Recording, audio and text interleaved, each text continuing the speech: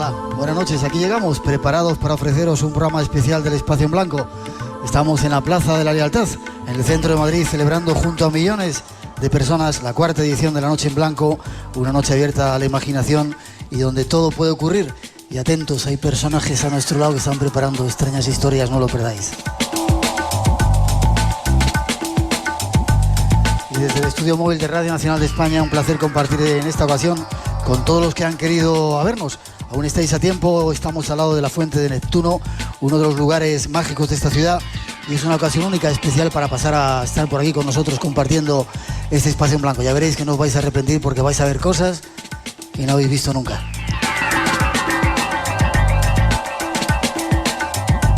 Los saludos y la cordial bienvenida en nombre de todo el equipo del programa. Para esta ocasión nos hemos reunido para que podáis conocernos, parte de los colaboradores del programa.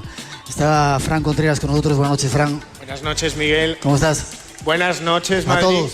¿Cómo estáis? A uno se le pone la piel de gallina y mira que ha estado en Casas Encantadas y cuenta historias de miedo, pero encontrarte con la familia del Espacio en Blanco sobrecoge. Muy bonito. Sobrecoge. Sí, así que gracias por estar ahí a todos. Lorenzo Fernández, buenas noches, Lorenzo. Muy buenas noches. Buenas noches, compañeros. Buenas noches a todos.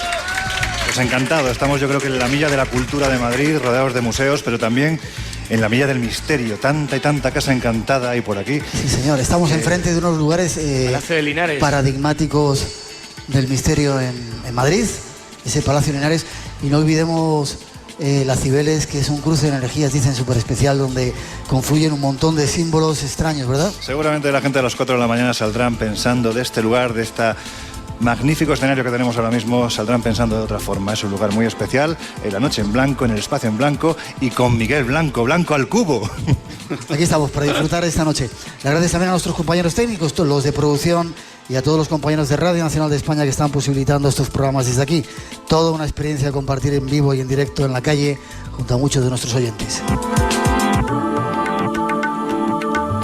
El programa de hoy llega con sorpresas, con invitados especiales y con temas que estamos seguros que os van a sorprender. Y como no queremos perder un segundo, ahí van algunos de los datos de nuestro primer invitado. Anthony Blake nació en Oviedo, Asturias. De profesión, mago de la mente. Médico sin ejercicio. Su nombre artístico lo adoptó del nombre de un personaje de una antigua serie de televisión llamada El Mago, cuyo protagonista tenía el nombre artístico de Mr. Dorian. Le gusta la magia, la lectura, dar paseos, charlar y estudiar. Miembro de la Physic Entertainers Association, ha realizado innumerables cursos de control mental. Tiene numerosos premios como mentalista. Ha publicado varios libros de gran éxito editorial. Es sumamente conocido por los retos mentales que ha protagonizado en televisión, asombrando a todos. Muy buenas. Buenas noches. ¿Cómo estás? Encantado. Yo también de que estés con nosotros, decía. Encantado y sobre todo, no es broma, mira que me subo muchas veces a muchos escenarios, que he tenido la fortuna de llenar teatros de 1.500 personas, de 2.000 personas. Qué distinto es verlo así, cuando lo que estás viendo son los seguidores fundamentalmente de un programa. Cómo impresiona. No sabéis lo diferente que es hablaros por la radio sin que estéis delante. Y esto solo está empezando porque nos han prometido que va a haber mucho más, o sea que... ¿Qué estabas haciendo con el libro? No, estaba escribiendo algo. Le he entregado un libro, un ejemplar del libro. 2012, Los mayas, los señores del tiempo, un libro de Miguel. Precioso libro, os lo puedo asegurar. No lo he leído todavía, pero sí os lo puedo asegurar que el libro es bueno. Sobre todo porque sé que es muy, muy sistemático. Es de los pocos realmente estudiosos de la parapsicología. ¿Por qué no llamarlos parapsicólogos? No, por favor. Vale, gracias. No, por favor. Que seriamente se lo toma en serio y que de verdad hace mucho tiempo que dejó de jugar muchos juegos que hoy siguen jugando otros. Decía que estaba escribiendo una historia, estaba escribiendo algo muy sencillo y estaba mirando para este señor, que dices que hay casas encantadas en Madrid. Claro que hay casas encantadas. Estamos al lado de la casa más encantada de todas, el Parlamento. ¿Te parece poco encantamiento lo que hay ahí dentro? Sí, pero bueno, esto es un programa de misterio, vamos a dejar... Precisamente por eso, porque es de misterio. No hay más misterio posible que el que hay en el Parlamento. Eso sí. Bueno, dejémoslo estar. Que a ¿Tú fin de tienes cuentas, no, cada uno tiene que vivir de lo que vive. Claro. Oye, tiene que estar ahí y ya está. Tú tienes Además, poderes, ¿no? No, yo no tengo poderes de ningún tipo. Yo no tengo ningún tipo de poderes, no. Ya lo hemos discutido muchos años. Yo hacía cálculos del tiempo que nos conocemos tú y yo. Son 22 años los que hace que nos conocemos. ¿Sí? El siguiente año a entrar yo a Madrid, yo llevo 23 años viviendo en Madrid. El siguiente año a entrar yo a Madrid, tú y yo hicimos un primer programa de radio. Me entrevistaste y siempre me preguntabas, ¿tú tienes poderes? Ha llovido, Y sí. yo siempre te he dicho lo mismo, no, yo jamás he dicho que tenga poderes porque es cierto, no tengo ningún tipo de poder. Parte de la gente que está aquí esta noche va a poder comprobar Sí. si los tienes o no los Sí, tienes. sí. Déjame que me sale de otro invitado que tenemos, ¿vale? Venga, Datos de por nuestro favor. segundo invitado que tenemos por aquí.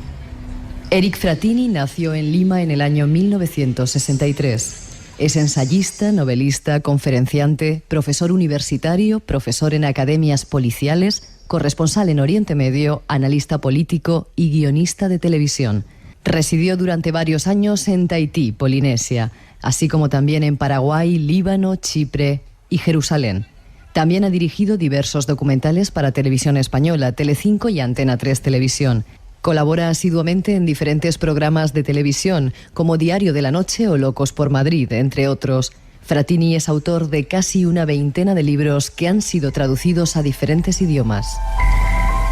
Eric Frattini, un placer que estés con nosotros. Buenas noches. El placer es para mí y verdaderamente impresionado, por lo que decía también Antoni, que claro, una cosa es hacer radio nosotros solitos, metidos en un estudio, pensando que nadie nos escucha, y otra cosa es cuando estás aquí y ves a tanta gente que te está mirando y directo es esto. Sí, señor. Fantástico. ¿Has vivido en tantos sitios como decíamos aquí en Tahití? Sí, me lo he pasado muy bien, ya lo sabes, sí. Sí, Ya lo ya sé que sabes tú has que- llevado una vida bastante... Que me lo he pasado muy bien. En momentos complicados, porque Oriente Medio llegué en el año 90, a Oriente Medio cuando era un momento, acababa de empezar la primera intifada palestina y luego comenzó con la guerra del Golfo, con la invasión del Emirato de Kuwait, que también estuve.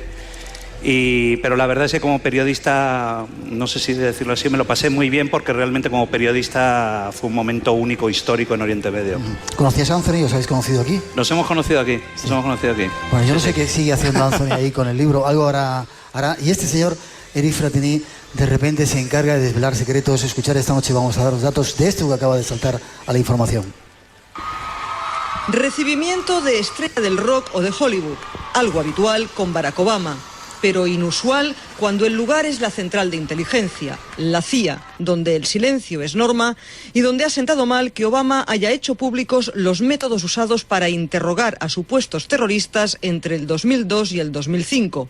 Métodos que para muchos son simple y llanamente tortura. El presidente Obama ha ido a la CIA a darles explicaciones. Obama dice que ha hecho públicos esos métodos de interrogación por dos circunstancias excepcionales, que ya eran bastante públicos y que al gobierno le resultaba legalmente muy difícil defender el secreto. Obama ha prometido proteger la identidad y seguridad de los agentes y les ha instado a conciliar la lucha contra el terrorismo con los valores e ideales democráticos, aun cuando sientan miedo o amenaza. La que se ha liado, ¿no? La que se está liando, Eric. Sí, es un grave problema en el que se encuentra la administración de Barack Obama. Han desclasificado, hace una semana han desclasificado 83.000 páginas de documentos, todos relacionados con las operaciones encubiertas realizadas por el Servicio Especial de la CIA, de acciones encubiertas de la CIA en Irak y Afganistán. Incluso te traigo una copia del manual QBARC, que es el manual que se les entregaba a los agentes de campo de la CIA en Irak y en Afganistán para saber cómo tenían que torturar a la gente sin matarla para que te pudiesen seguir dando información. Te traigo también un documento muy interesante que ya lo comentaremos un poco más adelante, el documento firmado por George Bush, un documento alto secreto, ordenando a todos los jefes, al vicepresidente de Estados Unidos, al director de la CIA, que se pueden aplicar torturas sobre detenidos porque los detenidos de Al-Qaeda y talibanes no se les aplica la Convención de Ginebra, no son prisioneros de guerra. Ya. Por lo tanto, se puede adaptar la tortura. Eric Frattini de repente consigue documentos de sus secretos, no sé dónde los saca. Esta noche nos va a traer algunos de ellos en la segunda parte del programa. Esperamos un poquito, ¿vale? Esperamos un poquito. Vamos con Anthony Blake, que no sé qué sigue haciendo. No, ¿te acuerdas que...? Hay una introducción por ahí esperando, pero dime, ¿de qué me acuerdo? Yo había hecho el anterior espectáculo de teatro que hice, se llama Lo saben todo de ti, ¿te acuerdas? Sí. Que estaba un poco basado en esta historia de cómo controlan, cómo localizan, cómo te siguen, cómo te dejan de seguir, cómo vas dejando rastros, cómo con el mero hecho de tener un teléfono móvil te localizan con 2 metros de distancia. Lo que estaba haciendo era ojear las páginas de tu libro intentando hacer un ejercicio de memoria. ¿Lo vas a hacer bien? Sí. Con este señor en un instante, así, yo hago tú les explicas lo que estoy haciendo, la gente que está aquí delante lo está viendo. Vale. Yo voy a hacer este movimiento. Yo lo que he estado ha sido mirando las primeras páginas, las primeras palabras de cada página. Entonces, yo voy a hacer así, tú me dices salto cuando quieras, cuando tú te detengas. Cuando tú me digas salto, te detienes, me dices la página y te fijas en la primera palabra. Pero me dices el número de la página, ¿vale? Vale. A ver. Le pasa el libro, bueno, tiene el libro Fran, lo tiene en sus manos. Ahí, exactamente. Está pasando las páginas. ¿Cuál es la página? Bien. La página la tienes. Sí. ¿Y las primeras palabras? ¿Cuál es el número de la página? 96. La 96. La 96, la primera letra que aparece es una S, ¿verdad? Sí. Bien. Si es 96, 96 son 14... la segunda letra es una I. Sí. Bien. Quedan 2 letras más, ¿verdad? No, 3 letras más. Sitúa en la... Sitúa en él. En él. Bueno. ¿Y eso cómo lo haces, tío? Pues mira, gracias, muchas gracias. Te podría decir que cultivando la memoria fotográfica, pero déjame también te podría decir... He estado 3 minutos releyendo así por encima las páginas del libro y de repente es capaz de saber lo que dice todo cada esto página. Es producto de tu imaginación. No, a mí no me digas esas cosas. Yo sé que tú tienes poderes. Este es nuestro invitado. La primera parte del programa la vamos a hacer con él. Después de esa introducción empezamos a hablaros precisamente de eso, de poderes de la mente y seguramente algunos secretos que tenemos y que desconocemos. Ahí está esa introducción, Anthony. Hemos hablado bastantes veces de ello, ¿no? Que poco utilizamos de las capacidades que tenemos en nuestra mente. ¿Ya me vas a liar otra vez? No, me estaba dando cuenta que hay un... y además es cierto que lo he dicho y lo he escrito, evidentemente, que no son capacidades ocultas, son capacidades dormidas. Es que decir oculto ya le metemos un punto de misterio que no tiene demasiado sentido y entonces incluso eso nos puede distanciar. Son capacidades dormidas, es decir, tenemos 6 sentidos, y es cierto que tenemos 6 sentidos, los 5 normales que todos conocemos y el sexto, que es la intuición, nuestro sexto sentido. La intuición funciona. Los principales líderes del mundo son personajes o han sido personajes tremendamente intuitivos. Han tenido que tomar determinaciones y soluciones brutales en momentos muy vitales que, guiados por la intuición, nos hicieron llegar al lugar adecuado. Entonces, no es que lo tengamos oculto, es que lo tenemos dormido y le tenemos que dar los instrumentos suficientes para que todas esas habilidades puedan salir adelante. Tú dices muchas veces que sí, yo tengo poderes. No, yo sabes de sobra que te lo he dicho y te lo repetiré 1000 veces. Yo poderes no tengo de ningún tipo. Lo que sí es que evidentemente con los años que llevo trabajando, con los 27 años que llevo en esto, he aprendido a conocer muy bien de los gestos de las personas, de los gestos de la gente. Tenemos una capacidad innata para leer el lenguaje corporal de los demás. Y sin embargo no nos paramos a fijarnos en los gestos de los demás, que no son los que nos cuentan mucho de nosotros, mucho de los demás, mucho de intereses, mucho de si la conversación es la correcta o no. Decíamos aquí, hablábamos de clarividencia, telepatía, precognición, todo eso lo tenemos cada uno de nosotros y quizás no lo hemos desarrollado. Mira, yo hasta ese extremo sabes que nunca he podido llegar, por una sencilla razón. Todo este tipo de cosas cuando ocurren se producen de una manera que se conoce como fenómeno, que es la fenomenología paranormal, es decir, cosas que ocurren de vez en cuando determinadas personas están delante. De ahí a que eso haya podido ser seriamente investigado por la abundancia de sujetos que tuvieran esto, no nos permite todavía llegar a ningún concepto claro de que hay una base científica y que todos lo podamos tener. No, lo que sí puede ser es que determinadas alteraciones genéticas del cerebro, sin que eso afecte a la normalidad de las personas, puedan ser las causantes de esta fenomenología. Pero claro, estamos hablando de que afortunadamente en el mundo no se puede experimentar en vivo con seres humanos. Ya. Porque eso solamente se podría saber haciendo análisis muy profundos de estos determinados sujetos de su cerebro, de la estructura de su cerebro. Ahí es donde está la base del secreto. Hasta hace muy pocos años se sabía que todos los días morían alrededor entre 2000 y 3000 neuronas. Pero es que resulta que hace 2 años y medio unos neurólogos italianos han descubierto que las neuronas no se mueren del todo, que hay un sector muy importante de las neuronas que se regeneran.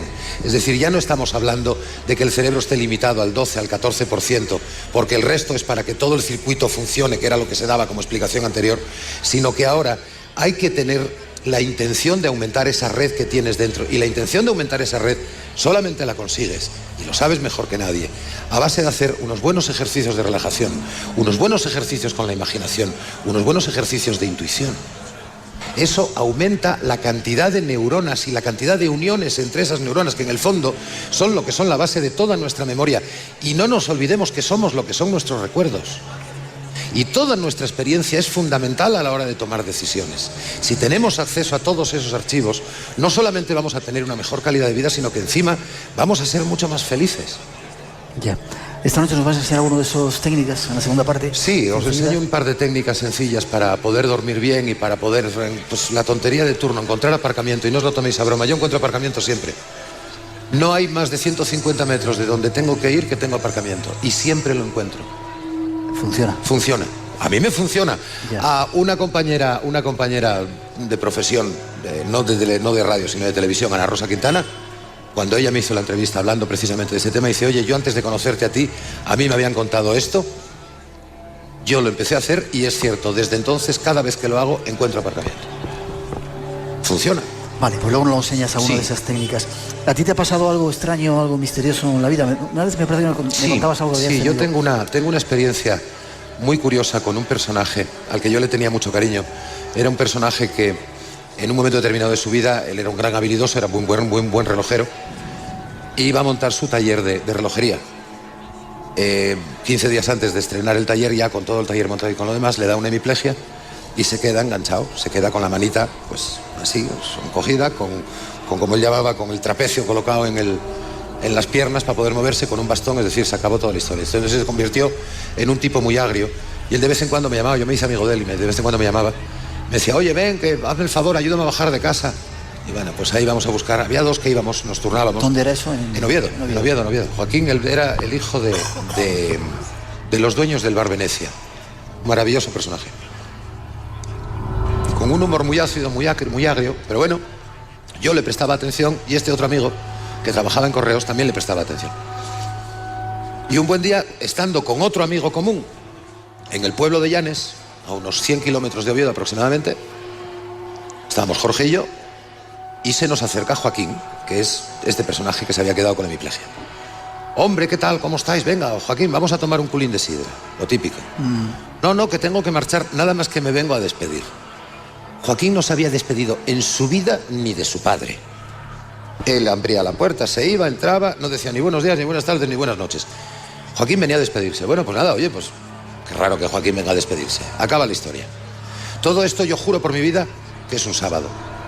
Porque además es que encaja todo. Yo vivo en Oviedo, yo no puedo ir a Llanes un martes o un miércoles porque tengo que ir a la facultad, no hay más. Estoy estudiando en ese momento. Entonces, tiene que ser un fin de semana. Ni el viernes, porque esto era una hora normal, eran unas 4 de la tarde. Si yo hubiera llegado el viernes a Llanes, hubiera llegado a las 7, a las 8, a las 9 de la noche, para llegar a cenar primeras copitas y después continuar para el día siguiente, ¿no? Pero no, esto eran como las 4 de la tarde, es decir, eso tenía que ser un sábado. Bueno, yo vuelvo el domingo y me vuelvo el domingo a Oviedo. Y me voy al bareto de referencia de aquella época, el Garaje Hermético, que era donde tomamos las cervezas todos los amigos. Y empiezan a comentar, coño, ¿te enteraste de lo de Joaquín? Coño, ¿qué le pasó a Joaquín? No, que Joaquín se ha muerto. No me fastidies, tío, ¿que se ha muerto de qué? Pero si estuve con él el sábado en Llanes. No digas tonterías, que se murió el sábado en su casa. Y hablando en este mismo punto de la conversación, llega el que trabajaba en correos. ¿Qué estáis hablando de Joaquín? Que estuve con él el sábado. Digo, pero ¿tú dónde estabas el sábado? ¿Estabas en Llanes? Dice, no, estaba en Luarca. Luarca es el otro extremo de la provincia, es decir, estamos hablando de que estábamos separados entre nosotros 200 kilómetros. Y a la misma hora, la misma persona se acerca a decirnos, adiós, me vengo a despedir. Y a esa misma hora aproximadamente, este señor se estaba muriendo.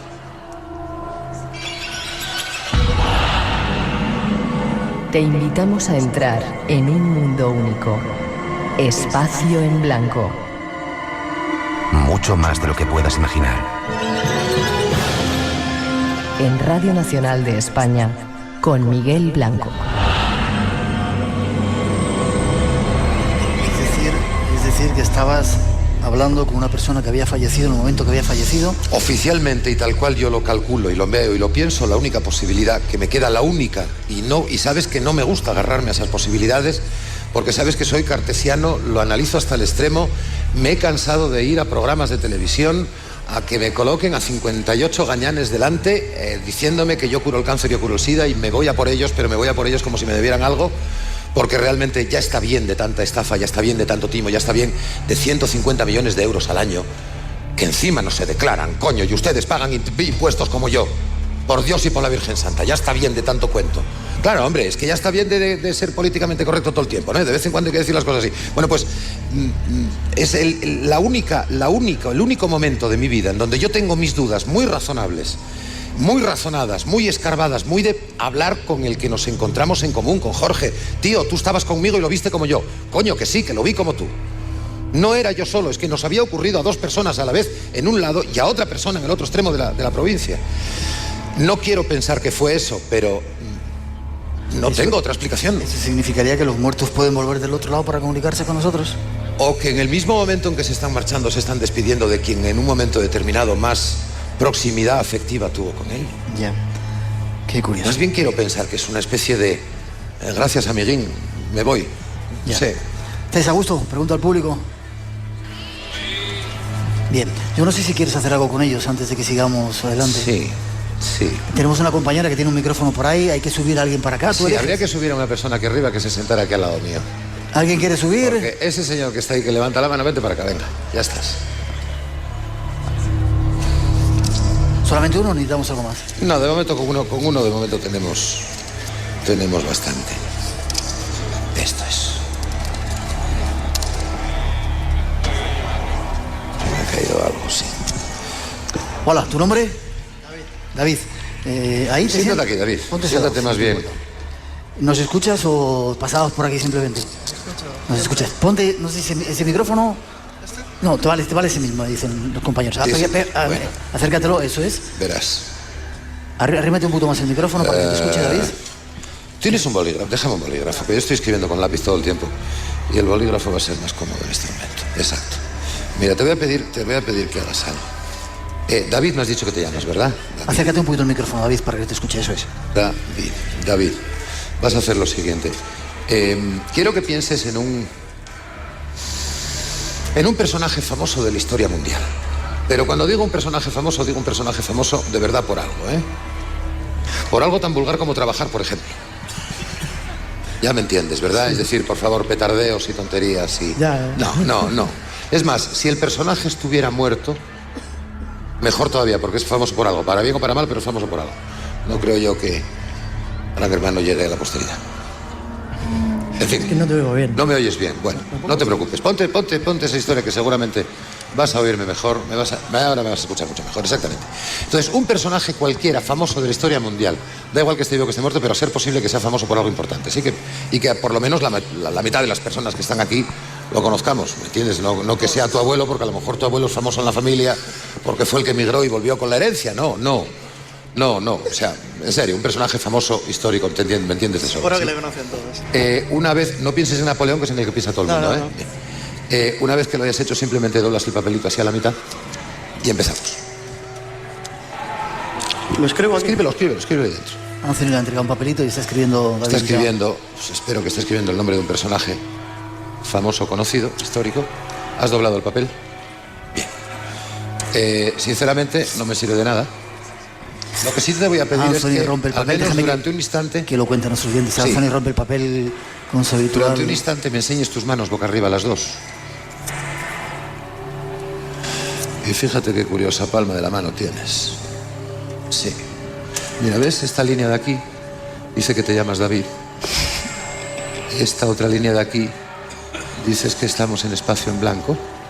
Y esta otra línea de aquí dice que estamos en Madrid. Tienes poderes, ¿no? Claro. Ya sabía yo. Hay gente que por decir esto cobra una pasta, ¿eh? Sí, y no lo declara, como tú dices. Y no lo declara. Bien. Sí. Entonces, David, ahora en serio, tonterías aparte. Quiero que pienses en cosas claras y que si la pregunta a la que yo te hago no la sabes, me contestes que no antes de, bueno, no sé, a lo mejor no. Si lo que yo te pregunto lo sabes, me dices sí. Si lo que yo te pregunto no lo sabes, me dices no. Bien. Lo primero, ¿conoces el país en el que nació ese personaje? ¿Sabes dónde nació? No lo sabes. Muy bien. ¿Conoces a lo que se dedicaba? ¿Cuál era su profesión? Sí. ¿Cuál era su profesión? ¿La sabes? No me digas nada, no me digas nada. Vamos a ver, las profesiones de las personas son en sí mismas diferentes. Es decir, un médico es un médico y un pintor es un pintor. Pero un médico y un pintor no tocan ni utilizan los mismos objetos para desarrollar su profesión.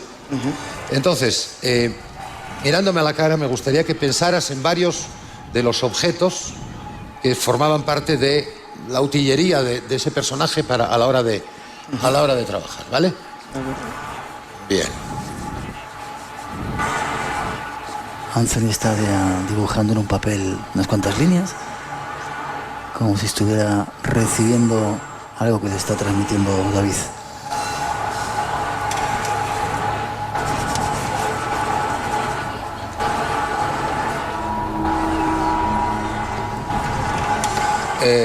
Vamos a ver, yo he hecho aquí dos dibujos. ¿Estos dos dibujos tienen algo que ver con lo que tú estabas pensando? Este sí. Este sí, este no. Podría ser. Este podría ser, bien. Yo dibujo mal y tú piensas raro, ¿eh? ¿Qué has dibujado, Anthony? Cuéntalo.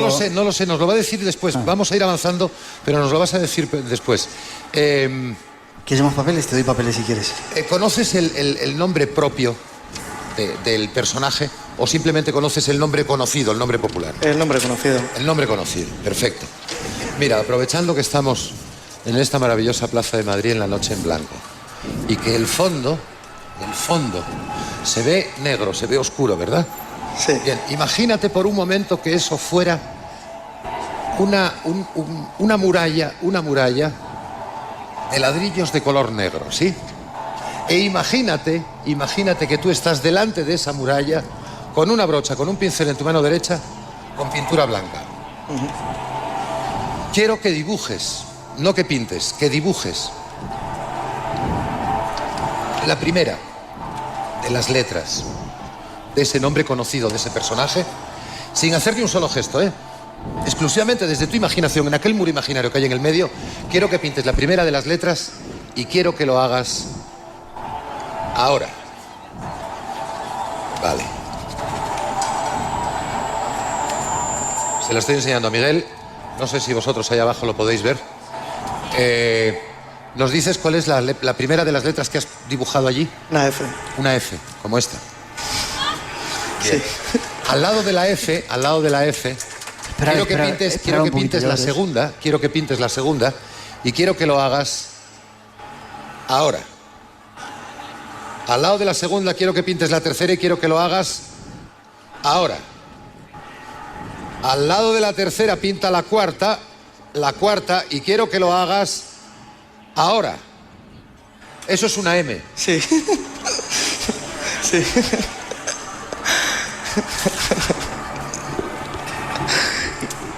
Te voy a tirar al río, porque a la vista de esto y a la vista de esto, yo creo que Miguel, que se lo acabo de enseñar, creo que también está de acuerdo conmigo. Si quieres mantener la atención, cortamos un instante antes de la revelación. Que ponemos, sí. Por favor, señores, aguántenos un instante. Están a punto de oír la revelación de la noche. Madrugada del viernes al sábado y del sábado al domingo, de 2 a 4, en Radio Nacional de España.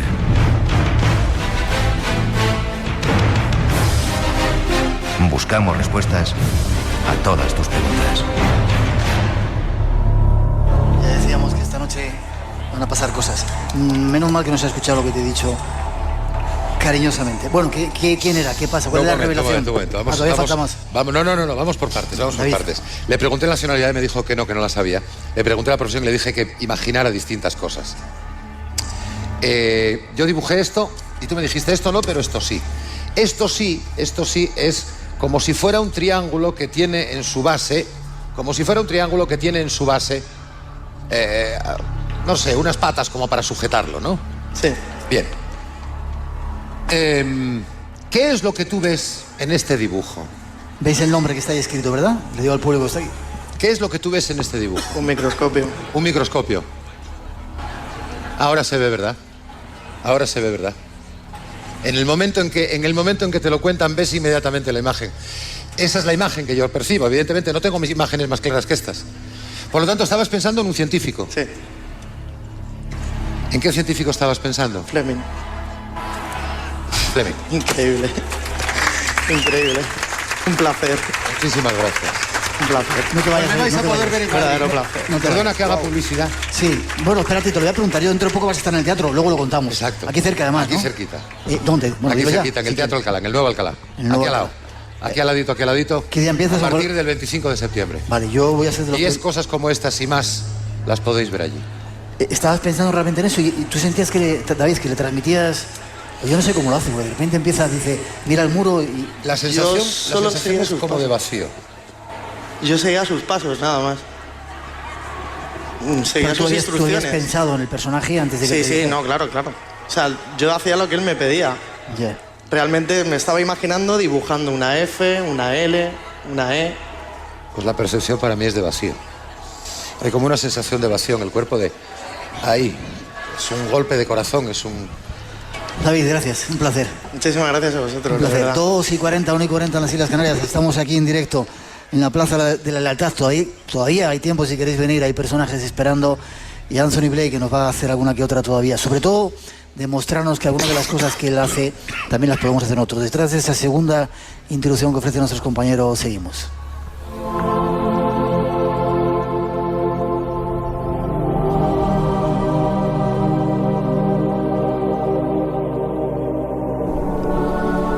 La inteligencia humana puede aprender a funcionar en estados de conciencia más elevados.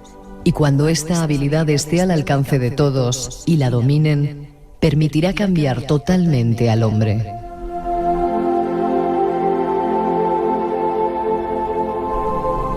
Las ondas cerebrales están asociadas con la actividad mental, con la paz interior, la inspiración, la creatividad, la curación, la concentración, la memoria, la comunicación y el aprendizaje.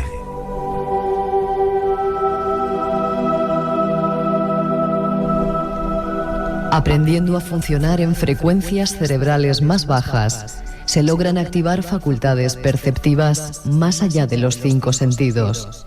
Y el desarrollo de estas facultades dará comienzo a una nueva era de la evolución humana.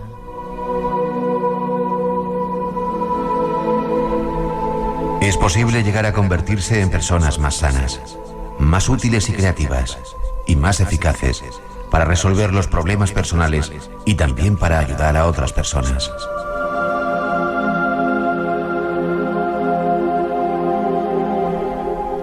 Utilizando sencillas técnicas podemos lograrlo. Una de ellas es la concentración.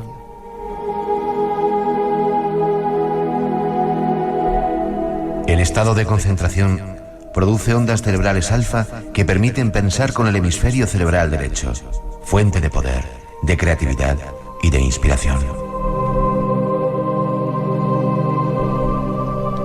Concentrarse significa centrarse en algo, dejando de lado todos los pensamientos y percepciones periféricas. Puede ser en la propia respiración normal, o en una imagen mental que proyectamos en una pantalla imaginaria, o en la luz de una llama. El aprendizaje de este nuevo modo de utilizar la mente ayudará a cambiar y mejorar la vida de todas las personas. Elevarán su conciencia y podrán ver la realidad desde una perspectiva mucho más amplia. Nuestro invitado conoce y practica estas técnicas. Con su ayuda, intentaremos aprender de ellas.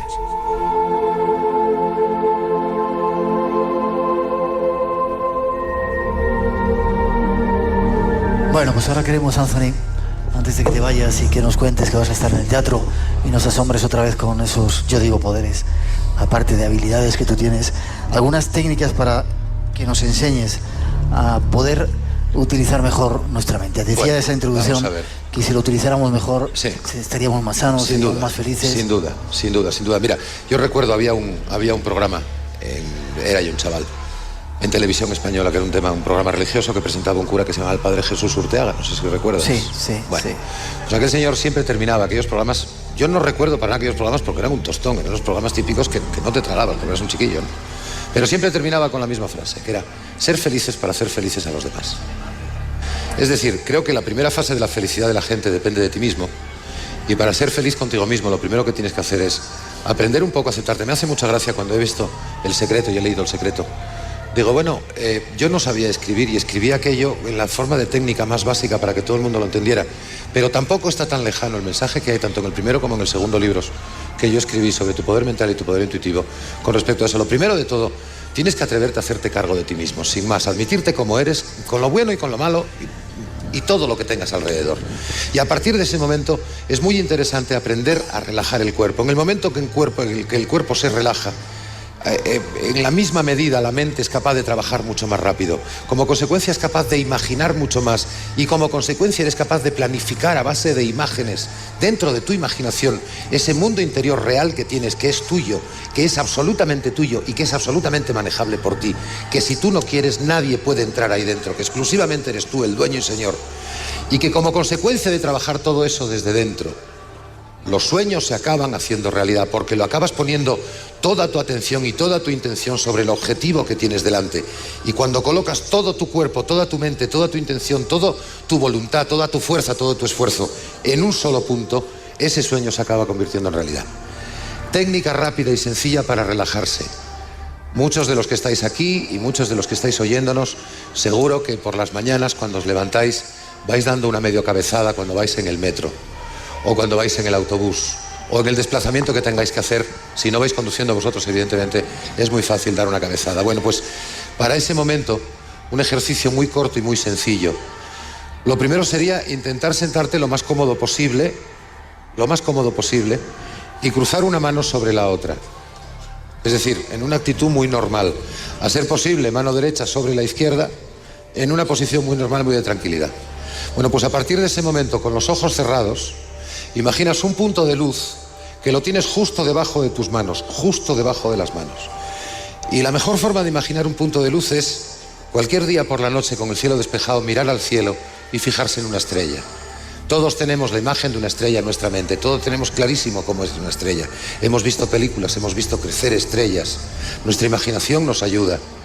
Ponemos ese punto de luz imaginario debajo de nuestras manos y al ritmo de 1 a 10, contando mentalmente y por debajo, 10, 9, 8, 7, ir haciendo que cada vez que dices uno de esos números, esa luz vaya creciendo, creciendo, creciendo y te vaya envolviendo, que te metas dentro de una especie de burbuja de luz al ritmo de 10, 9, 8, 7, hasta llegar a 0. En el momento en que llegues a 0, repite mentalmente, estoy relajado, estoy entrando en un punto de relajación profunda. Simplemente con que a partir de ahí cuentes desde 1 hasta 3, 1, 2 y 3, abres los ojos y ya estás mudo. Exclusivamente. Si en el medio de terminar en el ejercicio de estoy en un lugar y en un estado profundo de relajación, si en ese momento quieres trabajar sobre algo, imagínate, que no es tampoco tan difícil, que estás sentado en la butaca de un cine que tiene delante su pantalla. Bueno, pues sobre esa pantalla, como si fuera la película que vas a ver, me gustaría que pusieras ese algo que quieres conseguir, lo que sea, algo que sea coherente, evidentemente. Es decir, yo también quiero volar y no. Dejémonos de tonterías. Seamos coherentes en nuestros pensamientos. Y sobre todo no seamos ambiciosos en nuestros pensamientos. Y antes de intentar pedir cosas materiales, intentar pedir cosas de mejora individual y personal. Me quiero ver mejor, me quiero ver entendiendo mejor a la gente, me quiero ver menos agresivo, me quiero ver menos discutidor, me quiero ver escuchando de verdad lo que me cuentan, porque muchas veces estamos esperando que el otro termine de hablar para nosotros contarle nuestra película que no tiene nada que ver con la que te acaba de decir él. Entonces escuchemos un poco a la gente. Cuando comas algo, no es que lo tengas que estar haciendo las 24 horas del día, como es lógico, pero de vez en cuando te Párate un instante a degustar lo que estás comiendo. Entérate de lo que estás comiendo. Empieza a trabajar tus 5 sentidos. Con los 5 sentidos bien afilados. Con la capacidad de observar, con la capacidad de oír, con la capacidad de ver, con la capacidad de percibir a través de la piel, evidentemente, a través de los olores y del gusto. Nos relacionamos con el resto del mundo. Los 5 sentidos son los que nos relacionan con el mundo exterior, que es en el que el fondo nos interviene, nos ataca, nos defiende, llámalo como quieras, ¿no? Entonces, una vez que trabajas esos 5 sentidos, te das cuenta de que toda tu capacidad intuitiva vuelve otra vez, vuelve a aparecer. Te empiezas a dar cuenta que tienes más golpes de corazón, más corazonadas. Te das cuenta de que, pues me di yo cuenta el otro día de esto y mira qué está pasando en este momento. Y es cuando empiezas a crecer desde dentro. En el momento en que te das cuenta de que trabajando desde dentro, desde un ejercicio tan sencillo como ese, que lo puedes trabajar todas las veces que quieras. Yo recomiendo hacerlo 3 veces al día. Yo lo hago 3 veces al día. Mañana, mediodía y por la noche. Punto. Y no vale dormirse, ¿eh? No, dormirse después. No vale dormirse, hay que hacerlo consciente. Estamos terminando, Anthony. Yo me he relajado. Sí, empecé a hacerlo así, me he relajado. Creo que tienes todavía una cita con nuestros... Sí, lo del aparcamiento, es verdad. Que no se me olvide lo del aparcamiento. ¿Cómo? No sé, ¿qué les vas a enseñar? Lo del aparcamiento consiste en lo siguiente. Una vez que ya has tenido... Mira las caras. Claro, lógicamente. Una vez que has tenido... Como te escuche el alcalde de Madrid y ya verás. Pues me tendría que poner un monumento. Chulona mía. Bueno, ¿cómo encontramos sitio? Entonces, una vez que ya tenéis un cierto hábito en hacer ese ejercicio de relajación que os acabo de contar, una vez que ya tenéis una cierta facilidad, está muy bien que reforcéis cada vez que cruce las manos. Voy a entrar en un punto de relajación perfecto. Cada vez que cruzas las manos facilitas más, creas un reflejo condicionado. Pavlov, la campana, los perros, hazlo contigo mismo, caramba, que funciona. Es que somos iguales y tenemos una parte animal, esa parte animal nos funciona de esta manera. Entonces creas ese reflejo. Bueno, pues justo en el momento que vas a salir de casa, durante 2 minutos antes de salir con los ojos cerrados dentro del coche, te imaginas una plaza de garaje en una distancia de aproximadamente 200 metros alrededor del lugar al que vas. Y te imaginas y ves una plaza libre para ti. Y la estás viendo y dices, esa es mi plaza de garaje. Ahí voy a aparcar y no voy a tener ningún problema. Funciona. A mí me funciona. No os cuento más. Yo también lo he probado. Yo no cuento nada que yo es que además no cuento nada que no haya practicado yo antes por mí mismo. Es que si no tendría sentido, si no estaría engañando completamente. Yo también lo he probado y funciona. Claro que funciona. ¿Tú practicas esto como si fuera una gimnasia física, una gimnasia mental para estar tan despierto? Evidentemente. ¿Te quedaba hacer un...? Todos los días. Me quedaba hacer una historia. Alguien, ¿no? Me quedaba un ejercicio con una persona, sí. Antes de que te vayas. Es que hay un señor que está ahí en el medio, que tiene perilla, que lleva toda la noche ahí colocado. Y antes me quedé un instante mirando para él. Y tú decías, ¿qué estás haciendo en el libro? Y digo, yo he escrito algo en el libro. ¿Quién es el señor de perilla? Sí, ese señor de perilla, sí. Ponte aquí delante si no te importa, por favor. ¿No lo hace subir? No, verás. Es un oyente, déjame que cuente, es un oyente que está frente a nosotros en el escenario que tenemos, no quiere subir arriba. No hace falta que suba, tengo un testigo que eres tú y después el mismo también. Le vamos a pasar un micrófono, si no te importa, nuestra compañera va a pasarle un micrófono, ya está acercándotelo para que lo tengas, en un segundito lo vas a tener. Aguanta un segundo para que... Sí. Yo mientras tanto voy explicando lo que he hecho. al principio del programa yo me quedé mirando a todo el público que había aquí viendo, asistiendo en directo al programa. Sí. Y en varias ocasiones los ojos se me quedaron con una persona. Bueno, me ocurre muchas veces cuando estoy actuando en el escenario y digo, esa persona me va a servir para tal número en el siguiente momento, ¿no? Ya. Y en ese momento pues me quedé mirando para él y dije, déjame escribir algo. Yo siempre llevo conmigo una puntita de lápiz a tomar notas rápidas. Y llevo una libreta también muy chiquitita, como es lógico, para llevar aquí esto metido. Y en cualquier momento, si tengo alguna historia que tomar nota, ahí tomo yo nota. Bien. Entonces yo escribí un número muy sencillo, escribí un número de 2 cifras. Un número que está entre el 10 y el 99. No hay 2 números iguales, no son ni 11, ni 22, ni 33, ni 44, no. Quiero que respires profundamente. Espera, no lo digas todavía, espera. He pensado el 54. No. Una pregunta, ¿por alguna razón en particular el 54? No, ninguna. ¿Ninguna? Ninguna. Miguel, ¿me dices lo que había escrito en la primera página del libro? 54. Ahí lo podéis ver. Qué increíble eres. ¿Cómo es tu nombre? Soy Luis. Luis. ¿Te había llegado de repente ese número o lo has pensado tú? ¿Cómo lo has recibido en la mente? ¿Cómo ha sido? Ha llegado de repente, no ha habido pretensión. ¿Puedes hacerlo otra vez? No, porque son las 12:54, digo, pues igual es que eres capaz de hacerlo otra vez. Gracias. Gracias. Son soles. Eso va a ser más... Claro, eso, ¿no? Va a ser más complicado. A ver. Déjame que busque, a ver si tengo algún número escrito que me sirva. No, este no. Este no, este no. Ay, mira, se me acaba de ocurrir otra historia mejor.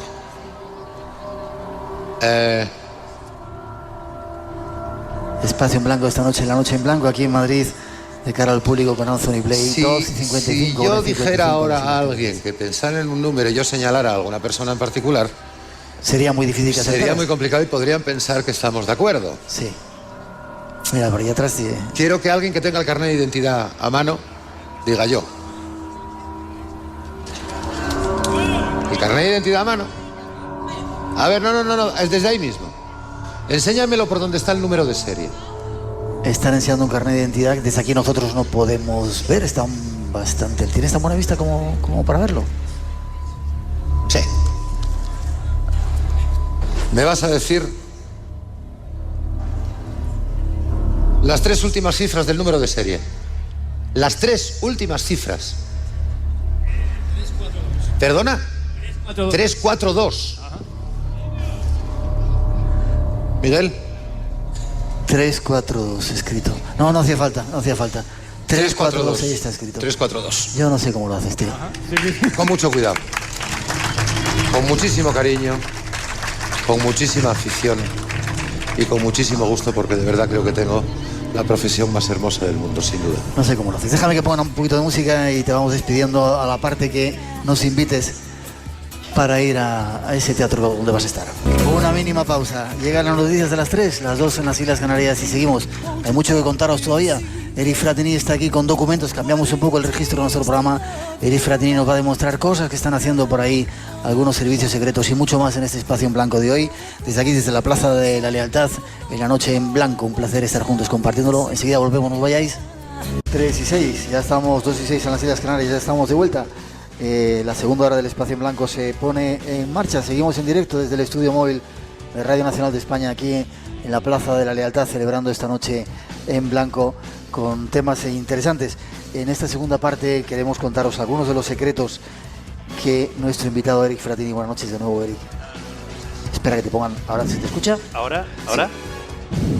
Buenas noches. ¿De dónde sacas tú la documentación? Te lo pregunto siempre. Pues mira, estos son parte de las 83.000 páginas que acaba de desclasificar la administración de Barack Obama, todo relativo a la guerra encubierta que llevó a cabo la administración americana contra el terrorismo, contra Al-Qaeda y los talibanes en Irak y en Afganistán. Y bueno, han desclasificado 83.000 páginas verdaderamente espectaculares, como investigador te lo digo. No adelantes mucho porque hay una introducción que quiero que escuchemos y nos vamos metiendo en ello. Lorenzo, Fran, si queréis preguntarle. Uy, hay tantas cosas que preguntarle a Eric. Demasiadas. Vamos a escuchar ese primer módulo que va a servir para dar datos y entramos de lleno en el tema. Bueno, pues ahí está la introducción, Eric. ¿Cuándo has dicho que se habían descatalogado todos estos documentos? Pues se han desclasificado hace una semana exactamente. Hace una semana. Sí. Entonces hay que tú me preguntabas que cómo los conseguía. Cada vez que se desclasifica un documento de servicios de inteligencia de la comunidad de inteligencia estadounidense, existe una ley en la cual ellos dicen que ellos no pueden destruir un documento de operaciones de inteligencia. Entonces ese documento pasa ante un comité que depende del Congreso, de Servicios Armados y de Inteligencia del Congreso y del Senado, que deciden darle el sello de desclasificado. Y ese documento pasa a un archivo de seguridad nacional que es al que tenemos acceso muchos investigadores. Y a mí me ha llegado hace una semana las 83.000 páginas. Ya. parece que Barack Obama está un poco cumpliendo lo que había prometido antes de las elecciones. Bueno. Intentaba cerrar Guantánamo, parece que lo va a hacer. Está aclarando un poco todo este turbio asunto de la CIA, que hacen lo que quieren y han hecho lo que han querido durante mucho tiempo, ¿no? Tú sabes que lo hemos discutido mucho, tú sabes que es muy diferente el Barack Obama candidato demócrata a la presidencia al Barack Obama que se sienta en el despacho Oval y se ve envuelto en una polémica muy problemática. ¿Por qué? Porque ahora Barack Obama ha desclasificado parte de los documentos. Hay dos muy importantes que ya te los comentaré. Y claro, deja en una situación muy delicada a agentes de la CIA que están todavía operando en Afganistán y en Irak, a los que el Departamento de Justicia les dijo que lo que ellos estaban haciendo era legal. Yeah. Entonces, claro, ahora, ¿qué pasa? Que con la nueva administración, el Departamento de Justicia, con la nueva administración Obama, les indica que, claro, que lo que han hecho es ilegal y que pueden sentarse en el banquillo de los acusados. Y claro, eso ha provocado una reacción de la propia agencia contra la administración de Obama. Un tema complicado. Ya. ¿Qué dos documentos nos puedas mostrar? Pues mira, yo creo que este documento, el primero que te traigo, es un documento que yo creo que es el inicio de todo lo que fue toda la guerra encubierta contra los talibanes y contra los miembros de Al-Qaeda por parte de la administración Bush. Aquí te traigo el documento presidencial firmado por George Bush.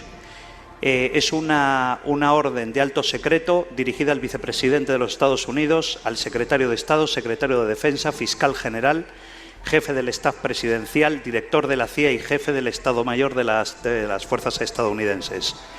Este documento va dirigido a ellos, donde les indica, por ejemplo, te pongo algunos casos, les informo a las autoridades a las que va dirigido este documento que en base a los poderes que me da la Constitución de los Estados Unidos he decidido suspender los derechos de la Convención de Ginebra a todos aquellos detenidos y prisioneros por parte de fuerzas americanas o de la comunidad de inteligencia en Irak y Afganistán.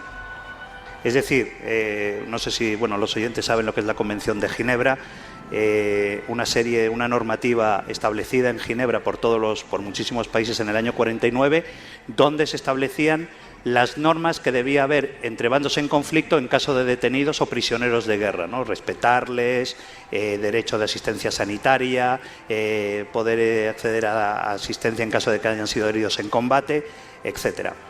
El segundo documento... Espera, y con ese documento se prueba que se cargan de un plumazo esos derechos a afganos y a iraquíes. Sí, exactamente, porque lo que explica Bush es que, claro, la Convención de Ginebra solamente es en guerra entre estados.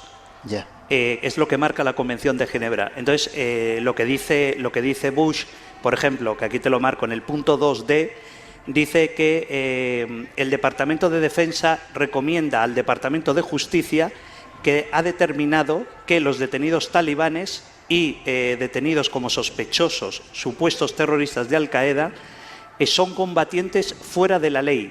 Por lo tanto, no están calificados como prisioneros de guerra bajo el artículo 4 de la Convención de Ginebra. Es por esto por lo que no deben ser aplicadas las convenciones y normativas legales con respecto a prisioneros de guerra y queda en manos de la jurisdicción estadounidense de inteligencia la responsabilidad sobre esos prisioneros. Bien, qué curioso. Esto es el primer documento que yo creo que es un poco, está firmado por George Bush, el documento, y yo creo que es el inicio de todos los abusos que se cometieron después. ¿Cuál es el siguiente documento que te traigo?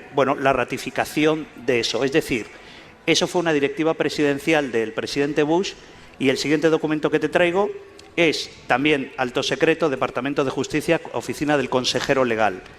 Esto es un documento que va dirigido a la comunidad de inteligencia, a los jefes de la comunidad de inteligencia de la CIA y de la Agencia de Seguridad Nacional, donde da una serie de directrices al GBC.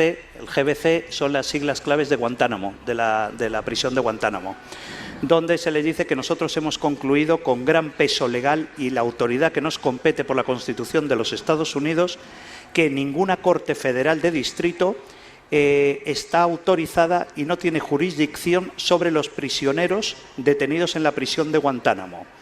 Nosotros recomendamos mantener a los prisioneros aislados para evitar su exigencia del habeas corpus, que sabes que es el derecho de asistencia legal de un detenido, ¿no? Y esto es lo que les ha dado a los agentes de la CIA, que es bajo la directiva que los actuales agentes de la CIA están acogiéndose para que principalmente, pues decir, nosotros, digamos, hicimos un trabajo legal, aunque torturamos gente, hicimos un trabajo legal. Estos dos documentos son, digamos, los que inician todo lo que ha sido la bola de nieve de los abusos estadounidenses con los prisioneros. Ya, déjame que sigamos un poquito adelante. Hay otra introducción, 13 y 16, 12 y 16 en las Islas Canarias, con más datos. Y luego quiero que me cuentes esos 10 sistemas, dices que hay más, de tortura que tiene la CIA y otros grupos por ahí. Hacen lo que quieren, ¿no? Sí, sí, absolutamente. Escuchamos eso y seguimos. Espacio en blanco. Un viaje al mundo de lo desconocido. Bueno, pues sí, estaba también esa segunda introducción que hablaban de algunas de las cosas que estaban haciendo por ahí. Y yo quisiera que nos dieras ese recetario que tiene la CIA para torturar o hacer, no sé si lo llaman torturar, para hacer... Sí. ¿Lo llaman torturar? Sí, torturar, sí. Vale, pues... Sí, incluso las portadas de los documentos hablan de, por ejemplo, yo te he traído aquí dos documentos, dos dosieres, ¿no? Uno está compuesto por 131 páginas. Son dos programas diferentes de tortura diseñados por la División de Operaciones Especiales de la CIA. Uno se llamó Programa de las 1001 Noches. Las 1001 Noches se llamaba el programa. Y el otro se llamaba Proyecto Kubark. El Proyecto Kubark era el documento que te digo de 131 páginas. Es un manual de torturas, para que la gente lo entienda, es un manual de torturas dirigido a los agentes del SAD. El SAD es la División de Operaciones Especiales, son los agentes de la CIA que hacen el trabajo sucio en el terreno, ¿no? Entonces, bueno, pues te pongo, por ejemplo, te he separado algunos tipos de tortura. Por ejemplo, debilidad, es presionar las debilidades de los prisioneros. Privación de estímulos sensoriales. Mediante esta tortura consiste en mantener al prisionero durante muchísimos días en absoluta oscuridad. Por ejemplo, manipulación del medio ambiente. Esta es una tortura que consiste en mantener al prisionero totalmente desnudo en una celda y pasarle durante horas en el frío y pasarlo inmediatamente al calor. Por ejemplo, técnica de la siguiente puerta. Es una técnica en la cual se le explica al prisionero, cuando está siendo sometido a torturas, que en la siguiente sala va a recibir más dolor todavía. Entonces le explican que va a haber hasta 15 puertas que él va a tener que pasar. Es otra de las técnicas. Interrogatorios presionando los motivos emocionales. Planificación del interrogatorio de contrainteligencia para gente que está siendo torturada. Te he puesto, por ejemplo, te he marcado aquí, por ejemplo, noticias de casa, técnica de noticias de casa. Esto consiste en explicarle al prisionero que han detectado a su familia y que su familia está detenida en otro centro de detención estadounidense y que si él no coopera tendrán que empezar con la familia, con la mujer y con los hijos. Y los de la CIA, los agentes de la CIA le llaman técnicas noticias de casa. Por ejemplo, otra técnica, nadie te quiere. Técnica nadie te quiere se llama. Y consiste en explicarle que han matado a toda su familia, que han acabado con toda su familia y que entonces que absolutamente no tiene nadie, no le espera a nadie porque a sus hijos han muerto, su esposa ha sido asesinada, ha sido ejecutada por los agentes de la CIA y se llama técnica de nadie te quiere. Por ejemplo, presionar sobre la figura se llama Only Children. Es una técnica utilizada por los agentes de la CIA, principalmente en Irak, esta se utilizó en Irak, que era mostrarle al prisionero cuando era torturado, hacerle pasar a los hijos delante de la sala de torturas para que viesen a sus propios hijos para que viesen a su padre cómo era torturado. Y esto se llamaba técnica del único hijo, se llamaba el documento. Qué sutiles, ¿no? Sí, aquí está la técnica de regresión, drogas silenciosas. Había uno que me llamó mucho la atención que era el water no sé qué, que lo envolvían en un plástico. Sí. Bueno, hay una técnica también increíble que se llamaba muro blando, que consistía en envolver la cabeza del detenido con una toalla y lanzarlo constantemente contra un muro. Es otra de las técnicas. Por ejemplo, hay otra técnica que los americanos, los agentes de la CIA le dan nombre, se llama lobo entre las ovejas, que consistía en encerrar a un detenido totalmente desnudo en una celda totalmente en absoluta oscuridad e introducirle un pastor alemán entrenado para ataque y lo mantienen durante horas al prisionero con el perro metido dentro de la celda. Y está aquí en la página 75, te explica perfectamente cómo es mejor hacerlo, que es, y le han puesto el nombre de lobo entre las ovejas, le llaman esto. Luego te traigo, por ejemplo, esto es un manual de técnica de interrogatorios de contrainteligencia de la CIA, con prisioneros. Te he traído, por ejemplo, otro documento, ¿no? Que se le aplicó a esto ya es a un ciudadano británico, a un detenido que tenía la ciudadanía británica, Mohsen Beg, fue detenido en Afganistán en el año 2004, el 24 de noviembre del 2004, y a él se le aplicó la tortura conocida como las 1001 noches, ¿no? Bueno, aquí es, digamos, esto es un informe de los agentes de la CIA que llevaron a cabo las torturas a la división de inteligencia, de todo lo que había pasado, es, digamos, la ficha que ha pasado este hombre, este prisionero, supuesto terrorista, por todas las etapas que ha pasado, ¿no? Por ejemplo, dice, el señor Beg ha sido golpeado durante horas con correas de cuero mojadas. Por ejemplo, hemos tenido un problema porque al prisionero se le ha reventado un pie con un mazo. Hemos tenido un problema, dice. Hemos tenido problemas. Se le ha aplicado al señor Beg la técnica del teléfono. La técnica del teléfono es protegerte la cabeza con una toalla húmeda y golpearte a la altura de los oídos, de las orejas. Se llama la técnica del teléfono. Entonces, bueno, aquí dice, el señor Beg ha sido torturado en nuestros centros de detención de Pakistán, Afganistán, Guantánamo y Bahía de Guantánamo Bay. También ha sido sometido a aislamiento absoluto en las salas de confinamiento de Pakistán, Kandahar, Bagram y recomendamos que también lo sea en Guantánamo. Y todo eso ha salido a la luz ahora y se ha descubierto todo lo que estaban haciendo. ¿Qué va a pasar ahora? Esos personajes que estaban ahí y que han hecho esas torturas... Que lo han hecho legalmente. Lo han hecho legalmente, o sea, no se les puede hacer nada. No, es decir, yo te he leído dos primeros documentos, el primero una orden presidencial, el segundo el Departamento de Justicia, donde se les indica a los agentes de la CIA que todas las cuestiones, las acciones que vayan a cometer ellos contra prisioneros, no prisioneros de guerra, sino detenidos por supuestos terroristas, están cumpliendo la ley. Y ahora, bueno, pues ahora el problema que se ha montado en yo acabo de hace muy poco de estar en Estados Unidos, es un grave problema porque... Hay un sector que quiere que... Bueno, es que a Barack Obama se le puede montar una revuelta en la comunidad de inteligencia y eso es un problema para un presidente americano. Ya. Sin embargo, parece que él dice había conseguido un grupo de élite para que siguieran haciendo ese tipo de...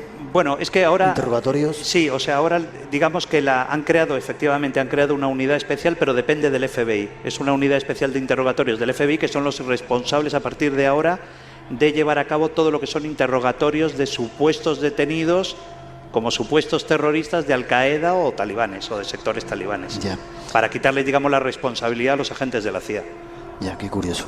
Es un ejemplo de lo que hacen con nosotros. Han estado manejando y siguen manejándonos de maneras muy extrañas, ¿verdad, Ari? Bueno, es que todavía están abiertas. Tenemos socios de la Unión Europea que todavía tiene prisiones funcionando de la CIA. ¿Sí? Sí, hombre, por ejemplo, Polonia, por ejemplo. En Polonia todavía están operando con prisiones clandestinas de la CIA. Polonia, y Polonia es un país de la Unión Europea. Curioso. Más? La República Checa también. Ellos ya lo han cortado, la República Checa, pero la República Checa tuvo muchas prisiones. Rumanía también tuvo prisiones de la CIA clandestinas. Por eso pasaban por aquí los aviones y paraban de vez en cuando, que hubo también un pequeño lío con eso de los aviones que repostaban en España o paraban en España. Sí, paraban aquí, pararon muchísimo más vuelos de los que la gente se imaginaba. Pasaron incluso por Barajas, que eso es mucho más problemático. En Mallorca, pasaron por el aeropuerto de Mallorca, pasaron por Canarias, los vuelos de la CIA, llevando detenidos. ¿Estamos a salvo de toda esta gente que tiene esas mentes tan extrañas? Bueno, yo es que creo que tú sabes que yo soy un gran estudioso de la CIA y he seguido mucho la historia de la CIA desde los años 40, cuando gobernaba Truman y luego cuando gobernaba Eisenhower. Y si analizas un poco toda la historia de los presidentes americanos, la CIA es un gran juguete que puede ser muy peligroso, y en manos de un presidente americano es que es muy poderosa, es una organización muy poderosa, y en malas manos, como ha sido en el caso del presidente Bush, pues se ha convertido en estas 83.000 páginas de torturas, asesinatos sistemáticos. Sí, hay otro de los documentos que no te he podido traer, es un documento de 64 páginas que son informaciones de una unidad especial del SAD infiltrados en Irak antes del comienzo de la contienda, que se les dio la orden de empezar a ejecutar, a matar a todos dirigentes políticos del partido Baas, que era el partido de Saddam Hussein. Entonces, estos eran, digamos, reports de información de los agentes de la CIA, de los asesinos de la CIA, que iban informando tal objetivo ha sido liquidado, tal otro objetivo ha sido liquidado, el jefe del partido Baas en Suleimanía ha sido liquidado. A veces la realidad supera la ficción y lo que nos cuentan, ¿verdad? Sí. Lorenzo, quería preguntarte algo, que estamos a punto de terminar. Sí, rápido. Era, bueno, pues una pequeña reflexión, ¿no? Porque muchas veces la CIA, los periodistas, tenemos el defecto de hablar de ella como si fuera una especie de monstruo gris gigantesco, pero detrás de la CIA, como vemos, hay personas con bula, personas con permiso para torturar. Se libran precisamente de la cárcel por eso, ¿no? Pero a mí me gustaría saber, a estas personas que han cometido estos actos, ¿cómo se les prepara? Porque evidentemente una persona que hace lo que ha hecho, como has comentado, Eric, poco menos que se le ha debido de lavar el cerebro.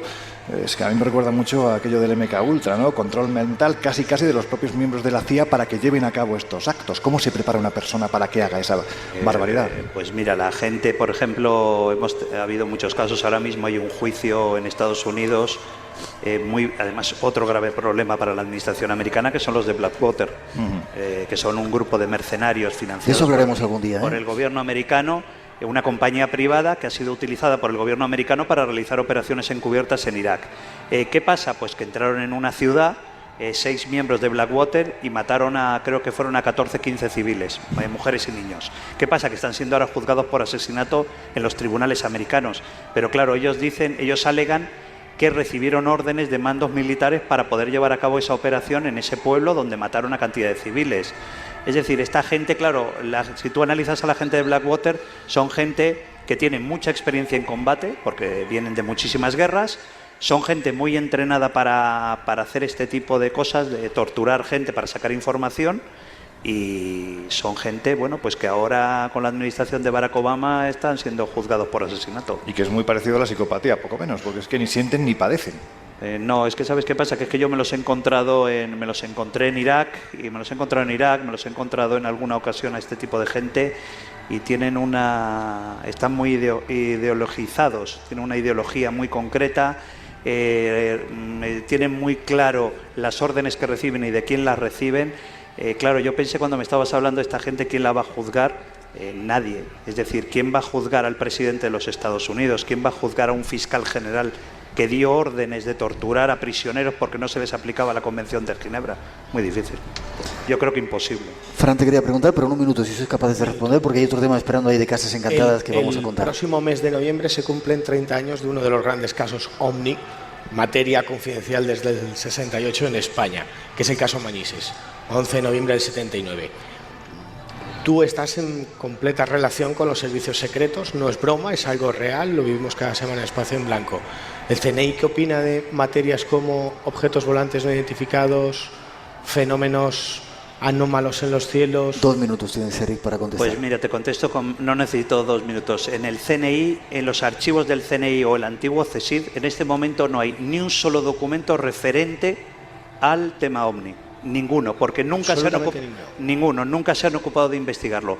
Todo lo que es el fenómeno OVNI está ya siendo desclasificado por las fuerzas aéreas del Ejército del Aire. Pero ni siquiera el caso Manises, que fue el primer caso que llegó al Parlamento y que produjo una pregunta interparlamentaria por parte de Fernando Mújica. Absolutamente nada. Ni el CSID, ni el CNI, ni el actual Centro Nacional de Inteligencia nunca se han ocupado de esos casos. Una más. Obama prometió que iba a liberar documentación sobre el misterio OVNI. ¿Crees que le van a dejar liberar materia relacionada con los no identificados? Sí, porque ya han desclasificado muchísimo, ya hay mucho material. Hay aproximadamente unas 25.000 páginas desclasificadas del fenómeno OVNI.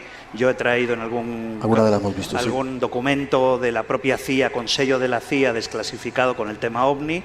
Es decir, que se están desclasificando, hay mucho material desclasificado. ¿Crees que ese movimiento de Obama, de los Estados Unidos, es lo que ha hecho que, como una rueda de molino, haga que otros países como Francia, Inglaterra y otros países en Sudamérica hayan abierto sus archivos OVNI? Bueno, yo creo que en Gran Bretaña, tú lo has visto, conoces que hace poco han desclasificado, los ingleses han desclasificado 14.000 páginas de documentos OVNI. Los servicios secretos daneses han desclasificado creo que 25.000 páginas con respecto al tema OVNI. Es decir, que están desclasificando muchísimo.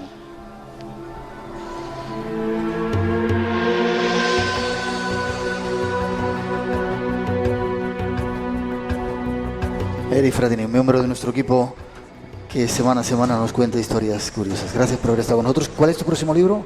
Curiosas pero reales. Reales, sí. Es la diferencia entre otros muchas cosas, otros muchos personajes que vienen a veces al programa a contarnos historias que no tienen mucho fondo. Tú lo documentas con... Desgraciadamente esto es real. Desgraciadamente, sí, y eso sí que da miedo. Sí.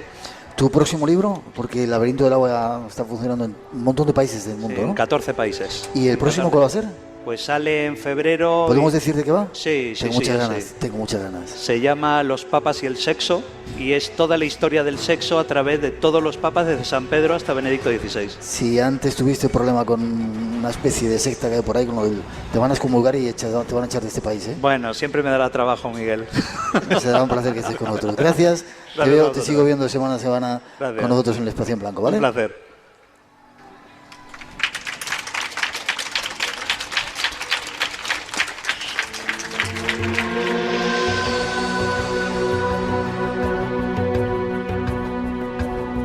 Y seguimos, 3:35, 2:35 en las Islas Canarias. Hay personajes que llegan del otro lado del Atlántico, que nos van a contar extrañas historias que tienen que ver con uno de tus temas, Fran, Casas Encantadas. Escucharlo que va a ser interesante.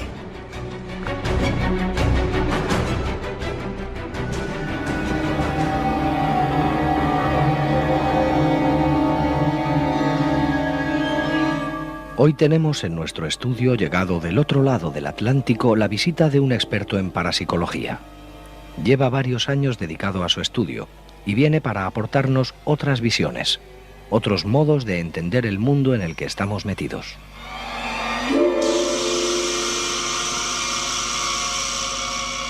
Junto a él hablaremos de parapsicología, de casas encantadas, de la posibilidad de comunicar con el más allá, de fantasmas y mucho más.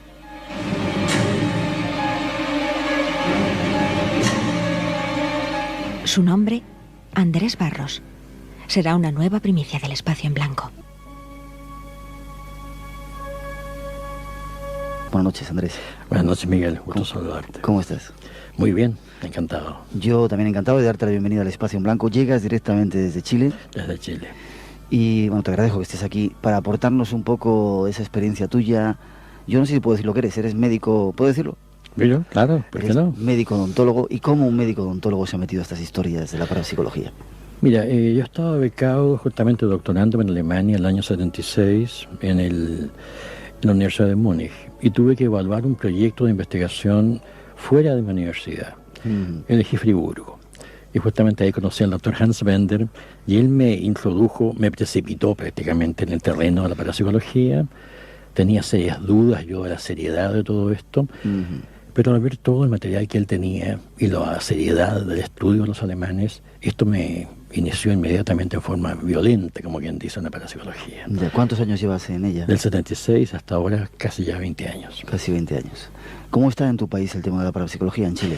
Mira, muy discutido todo esto, porque yo he postulado durante mucho tiempo de que esto debe estar a nivel académico, a nivel universitario, y me llama la atención que en el mundo en general, el mundo hispánico, a nivel de carreras de psicología y de especialidad de psiquiatría, no se haga ni tan solo un seminario de parapsicología. Sin embargo, en escuelas de verano, constantemente me invitan a las universidades. Ahí yo paso este mensaje, pero el mensaje no prende. Desgraciadamente no hay un estudio serio. Lo que somos autodidactas que nos movemos tratando de hacerlo de la forma más coherente, más racional posible, investigando, estudiando y formando pequeños grupos de estudio. Mi grupo es muy pequeño, está formado por 2 psicólogas, Mariluz Ojeda, formada en Estados Unidos, Nina Gasolo, formada en Inglaterra, y el profesor Luis da Silva, que es un físico teórico de la Universidad de Santa María, una universidad muy prestigiosa de la quinta región de mi país. Y en base a este cuarteto formamos un equipo muy interesante donde también se integra una persona que está muy ligada después a los místicos. Así que tratamos de unificar una especie de teoría unificada, digamos, dentro de toda esta investigación. Ya. Decían nuestros oyentes que eres escritor, has escrito 2 libros, Naturaleza Paranormal y Sucesos Paranormales. Justamente. Estás preparando un 3er libro, que haces también programas en la televisión chilena, uno de ellos se llama Buenos Días, donde los viernes haces recreaciones de sucesos paranormales, y que eres profesor honorario de la Universidad de Valparaíso, entre otras muchas cosas. Has sido becado en Humboldt, en Alemania. Sí. Es decir, un peso pesado en estos temas. Peso pesado en estos temas, sí, evidentemente. Pero sí, ese programa de televisión es muy gratificante porque ya hace más de 3 años que estamos ahí y todos los días viernes presentamos un caso que es recreado, un caso que ha sido investigado seriamente, ha sido publicado en un diario local de la quinta región, La Estrella, en un suplemento sabatino, y posteriormente los casos que son posibles de recrear, evidentemente a un costo o adaptándolos a una recreación factible para la televisión, hacemos un programa de 15 minutos los días viernes donde va un caso de parapsicología. Y los temas recurrentes de la parapsicología. Pues este es nuestro invitado y esta noche está aquí para contarnos algunas experiencias que ha vivido e investigado en su país. ¿Te parece que empecemos, Andrés? Encantado. Después de esa primera introducción nos metemos en ese fascinante mundo de los fantasmas y las casas encantadas esta noche. ¿No quieres contármelo, Melanie? No. Oye, Melanie, soy tu amigo. Somos compañeros. Es algo que ha ocurrido en mi casa. Tengo derecho a saberlo. ¿Qué ha sido?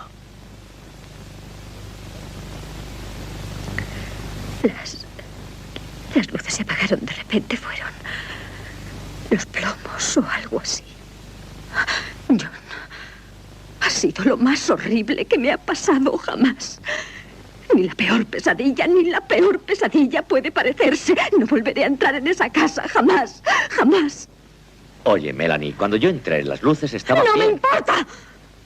No quiero escucharte, John. No quiero que me vengas con tus explicaciones lógicas. Yo sé lo que he sentido y no estoy loca.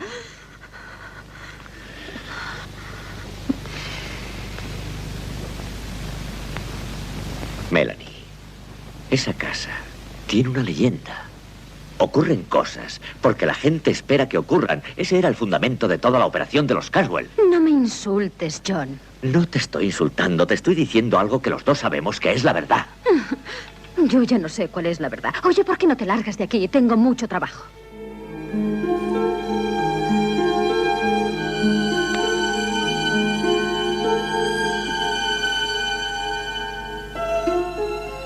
A veces todo empieza con pequeños crujidos, extraños sonidos de cadenas, campanas o desgarradores alaridos.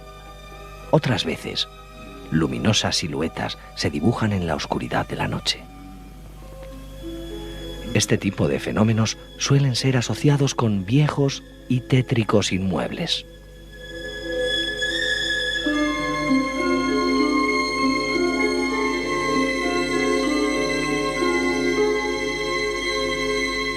Son muchas las personas que afirman haber vivido en una casa encantada y que incluso se han visto obligadas a desocupar la vivienda que con tanto esfuerzo adquirieron. Otras tantas reportan casos de apariciones fantasmales.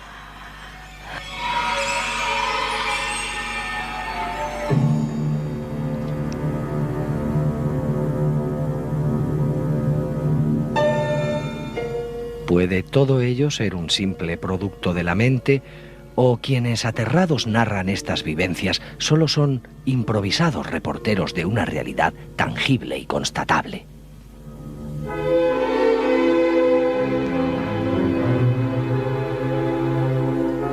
Nuestro invitado de esta noche ha recopilado multitud de casos sobre estas inquietantes experiencias. Veamos qué nos cuenta. Pues Andrés, quizá muchas de las veces la historia empieza eso con un crujido, una historia, y luego todo se va complicando en el tema de las casas encantadas. ¿Tú has investigado casas encantadas en tu país? Mira, mi motivación ha sido muy fuerte porque mi primer ingreso en las casas encantadas fue mi propia casa. ¿Tu propia casa? Cuando era joven, cuando era niño. Y siempre tuve la duda si yo provocaba los fenómenos por el estado de terror que me provocaba esa casa.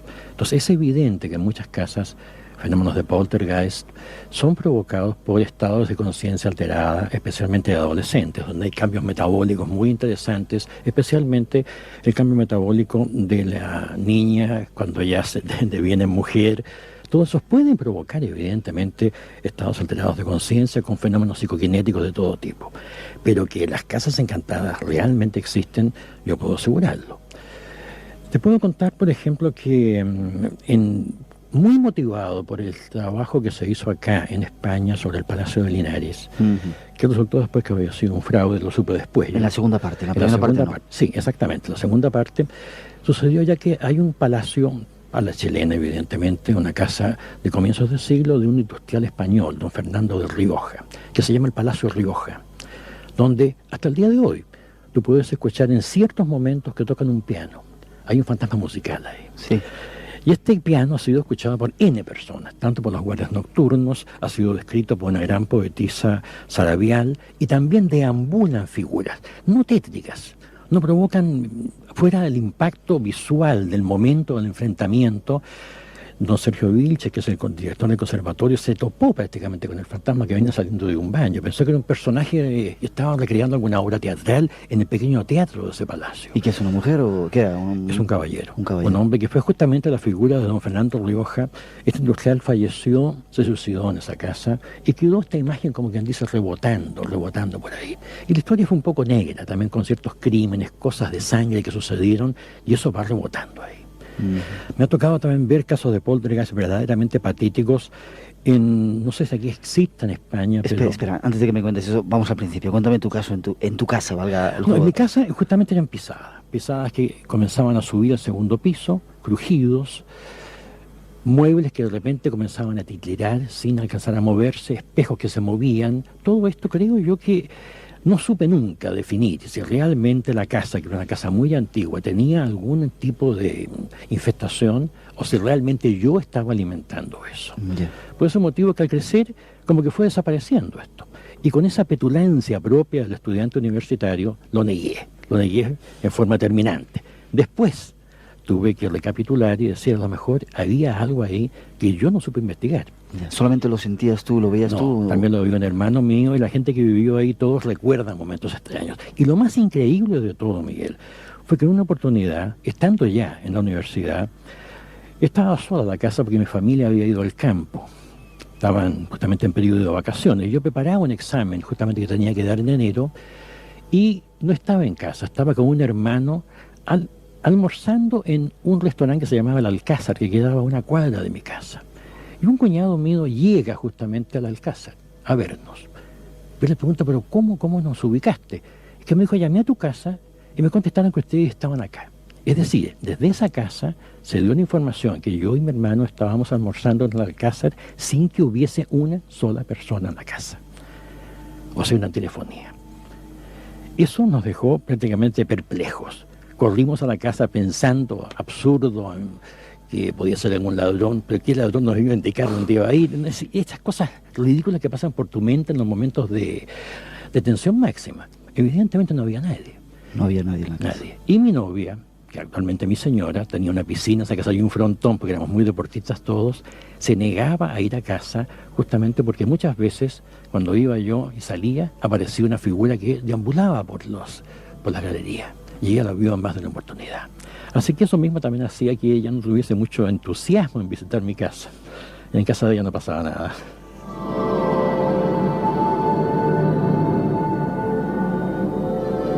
Bueno, nos has contado tu primera historia. Continuamos, si quieres, con la que querías contarnos. Es otro caso de poltergeist. Este caso, te digo también, del Palacio Rioja, es muy interesante. Y en este momento tenemos un caso que sucedió recién, el más reciente de todos, es en Semana Santa.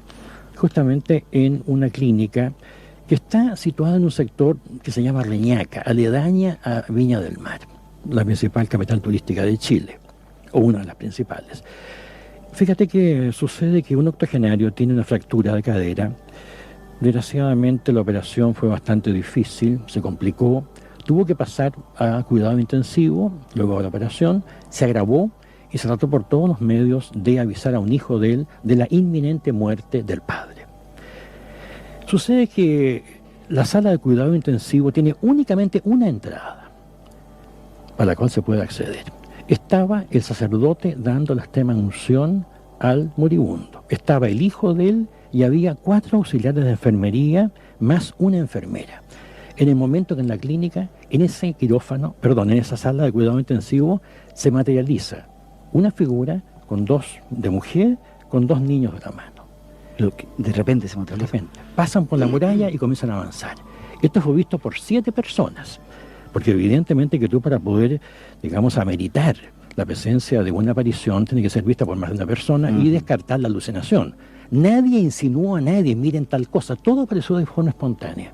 Y todo el mundo reconoció en esa mujer a la señora del moribundo que había fallecido y en los 2 niños a 2 hijos que habían fallecido en un accidente automovilístico a temprana edad. En el momento que esta figura avanzó hacia la cabecera de la cama, falleció el caballero. Tú ves ahí una presencia típica fantasmal que desgraciadamente no había un fotógrafo. De haber un fotógrafo se podía haber hasta fotografiado esa figura. Figuras holográficas presentadas que llegaban prácticamente del más allá a dar la recepción, ¿no es cierto?, a un nuevo habitante de este más allá. Curioso. Fallecía justamente en ese mismo instante. Y esto fue contratado por las 4 auxiliares de enfermería, por la enfermera. El sacerdote se negó a dar ninguna sola opinión y fue investigado a fondo por el diario La Estrella con los periodistas y todo coincidió 100%.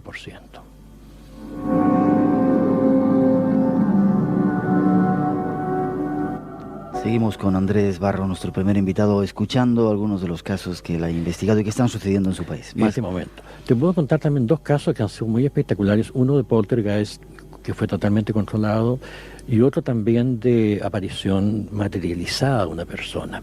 El primero, de poltergeist, sucede en una región cercana también de la quinta región, Concón, donde hay una gran refinería de petróleo. Y un ingeniero de la Empresa Nacional de Petróleo que arrienda una casa en un pequeño pueblecito aledaño a esta región de Concón. La señora era de origen alemán y encontró una animita, no sé también si existen acá, por ejemplo, cuando fallece una persona en la carretera, con una pequeña capilla. Con una cruz, ¿no es cierto? Le llamamos animitas allá. Y son, digamos, elementos de devoción popular. Encontró que la cruz estaba tan desteñida y tan deteriorada que la sacó de esta capilla y la llevó a su casa. Y la decoró en forma maravillosa con estos tipos de dibujos bávaros, con muchos colores, muchos recovecos, muy lindo, quedó precioso y la colocó en el jardín. En el momento de colocar... En el jardín, no en donde estaba la cruz, ¿no? La sacó, la colocó en su jardín. Desde ese momento esa casa se llenó de ruidos, de fantasmas, de golpes, daban vuelta a los cubiertos, se encendían las luces, se abrían las llaves. Fue verdaderamente un fenómeno espectacular. Y la persona, digamos, muy parecida a una recreación que se acaba de hacer acá, que el marido se negaba a aceptar esto, porque llegaba y no sentía nada. Pero la señora que vivía ahí estaba viviendo todo el problema. Hasta que nació la idea lógica de cambiar la cruz y devolverla al sector donde correspondía. Obviamente que esta cruz, ¿no es cierto?, prácticamente receptora de toda la devoción popular, de ruegos, de peticiones, salud, dinero, amor, etcétera, se cargó. Yo pienso que es una especie como de psicoecosistema, tal como el ecosistema tú sacas algún elemento y se desajusta todo el sistema. Los ecosistemas son muy sensibles. Pienso también que en este aspecto también sucede lo mismo, que hay una especie de ecosistema que al sacar algún elemento también se desajusta todo. Y todo se desajustó. Cuando la volvió a su sitio, desaparecieron. En forma inmediata. Esto duró una semana hasta que entraron, me llamaron por teléfono y les dije, pero ¿cómo tienen la cruz acá? Ustedes tienen que sacar la cruz inmediatamente y devolverla. Nada más que eso. ¿Tú escuchaste algún sonido, viste algún fenómeno extraño en ese caso? Me tocó escuchar ruidos, nada más. Pero, como te digo, ahí siempre cabe la duda, que no se hizo una investigación más a fondo, ese ruido que yo escuché pudo haber sido producto de... No fue algo nítido, claro, como todos los fenómenos que vivió la familia. Yeah. Bueno, el otro caso también que fue muy espectacular y pasó hace aproximadamente 3 años, fue en un consultorio del Cerro Santa Isabel en Valparaíso. Llega una atribulada mujer a pedir por favor atención a su padre, que está muy enfermo. La enfermera Gloria Salazar, que tenía el control de todo el sector al cual correspondía ese consultorio, accede a visitar a este caballero, don Amadeo. Lo visitan, lo encuentran en forma tan mal. Tenía una diabetes ya muy avanzada, una pierna prácticamente en estado de necrosis, que en lugar de llevarlo al consultorio le manda a un hospital, directamente con la ambulancia. Ella vuelve a sus funciones habituales.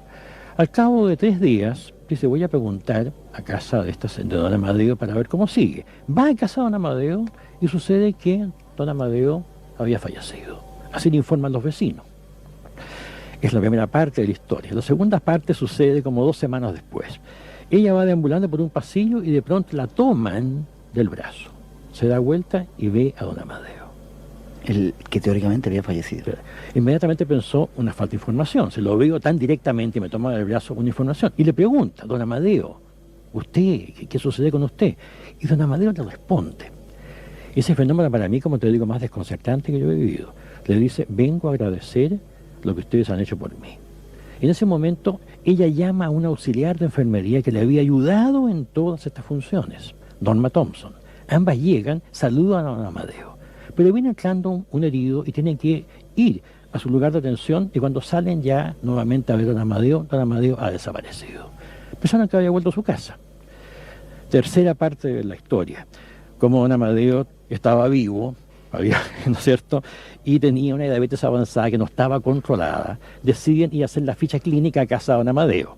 Vuelven a casa de don Amadeo y ya la hija se molesta. Dice, ¿hasta cuándo les voy a decir que mi padre ha fallecido?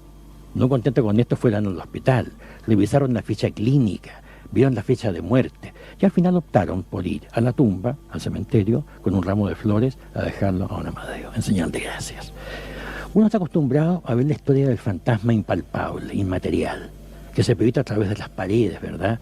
Que tú lo vas a tocar y pasas de largo con la mano. Pero una figura que se materialice en tal forma, que se presente físicamente con aspecto de vivo, que sea capaz de presionar el brazo justamente de una enfermera, e incluso que pueda hablar, es un caso para mí totalmente inédito. Esto nosotros lo presentamos en la televisión e inmediatamente mereció la llegada de periodistas de Miami. Y en un programa que se hace en Miami, justamente también fue el caso presentado, con los testimonios de las 2 enfermeras, tal cual. Para mí, este caso es el caso más espectacular porque la persona fue vista, habló y tuvo una presencia física capaz de presionar el brazo a una enfermera. Pero las limpiezas de casa funcionan, no siempre en forma perfecta, y una de las cosas también que yo siempre aconsejo y es un buen resultado, y me tocó algo muy interesante de ver lo que sucede mismo en Alemania. A lo mejor también en España estamos en el mismo procedimiento. Cuando tienes estas apariciones, lo que se hace normalmente en mi país es insultar a la aparición. ¿Hasta cuándo molestas? Emplear un calibre grueso en el lenguaje, expulsarlo violentamente. Eso mismo refuerza tu propia psique, ¿no es cierto? Y me tocó raramente ver que en Alemania sucede exactamente la misma. Una de las formas de expulsar este tipo de fantasma es proceder en forma violenta y agresiva en contra del fantasma. Y no tenerle miedo. En el miedo como que atraemos más. Y en la violencia, yo soy un tipo tremendamente pacífico. Formo parte de grupos pacifistas. Pero respecto a los fantasmas, los expulsamos así allá, muchas veces. Y ya muchas veces ha dado resultado.